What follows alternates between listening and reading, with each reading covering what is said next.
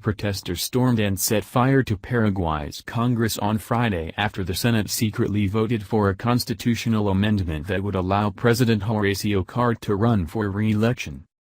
The country's constitution has prohibited re-election since it was passed in 1992 after a brutal dictatorship fell in 1989. A coup has been carried out.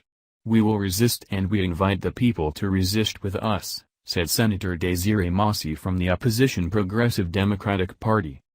Firefighters managed to control the flames after protesters left the Congress building late on Friday night. But protests and riots continued in other parts of Asunción and elsewhere in the country well into the night. Earlier, television images showed protesters breaking windows of the Congress and clashing with police, burning tires and removing parts of fences around the building. Police in riot gear fired tear gas and rubber bullets.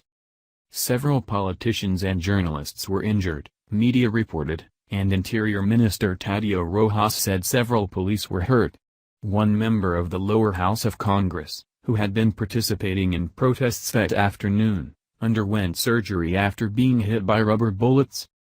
Paraguay's measure would apply to future presidents and Cartes, a soft drink and tobacco mogul elected to a 5-year term in 2013. His strongest backers want him to be allowed to run for another term, but critics have said a constitutional change aimed at benefiting a sitting president would be unfair. The change would also apply to former President Fernando Lugo, whose supporters want to be allowed to run for another term.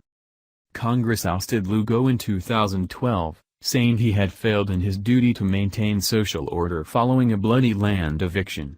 The rapid impeachment drew strong criticism in Latin America, especially from